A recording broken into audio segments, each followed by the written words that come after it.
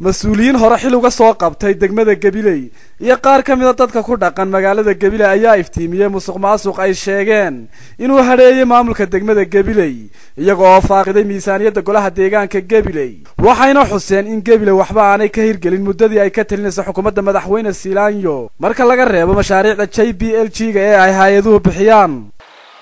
sanadkii 13 waxa soo galay 2 milyan 117 kun oo dollar halka sanadkan 2014 kana ay soo gashay lacag ka badan 2 milyan 811 kun lacagta hadii la isku daro waxay ka badan tahay 7 milyan iyo 100 kun oo dollar muwaadin kasta oo reer Gabiley ama Soomaaliland wuxuu xaq u leeyahay inuu ogaado ama uu qayb ka noqdo go'aamada saameynta ku yeelanaya noloshiisa iyo deegaankiisa feeqabka deegaankiisaba waxa nolosha qoysaska degmada haddaan u fiirsanana waxaad moodaa inay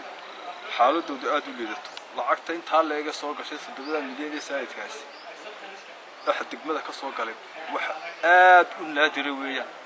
oo dib ugu soo noqday lacagtaasi wada ay martay waxa laga doonayaa wuxuu ahaa dawladda dhexe inay cadeyso shacbiga u cadeyso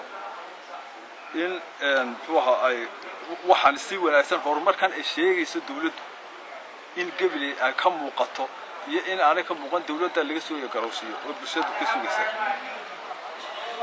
lacagta 550 kun oo dollar lacag ka badan ayaa lagu sheegay in ku baxday dhismaha wadooyinka yaryar ee magaalada ee noocay weegihiin aynu aragnay lacag 550 kun oo dollar ka badan baa ku baxday wiilashan afar ognahay lacagtan wadooyinka yaryar ee JPLG-da laga dhisay barnaamijka la JPLG haddii maxaa horumar ba horta laga sheekay haddii shaqaaleeyba mushaariin ma waxa la leeyahay cashuur ma soo baxdo markay cashuur soo baxdo waa in koow laga siiyo shaqaalaha wixii shaqaalaha ka hadsan iyo horumar lagu sameeyo hada xashiish buu dhax fadhiyaa abuurtii iyo 3 shan xashiishkii magaalada laga qaadina xagga xukuumadda waxa ka qaadanayna kormeer la'aan baa jirta war in la shaxaada yumbi mid telefoonada ba xiranayaan ninka maalinta dhaweytoole ee shaqaalaha dawladda hoose ka tirsanaa qaybta nadaafadda ee ku dhacay xafiiska khasnajiga dawladda hoose horteeda iyo xafiiska dhulka inta u dhaxaysa markii la ogaaday bulshada ogaatay inuu ninkaasi gaajo u dhacay oo gaajo ay birta ku riday dadka meesha joogay mas'uuliyiinta nooc kale u dhigeen gaajada uu ninkaas u dhacay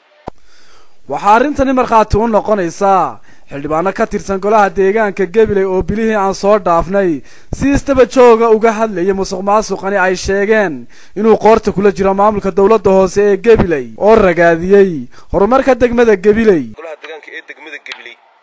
waxaan cadeynaynaa intii xukuumadda maanta dalka ka talisaa talada haysay inuu degmada Gabiley ka dhacay musuqmaasuqii abid ugu xumaa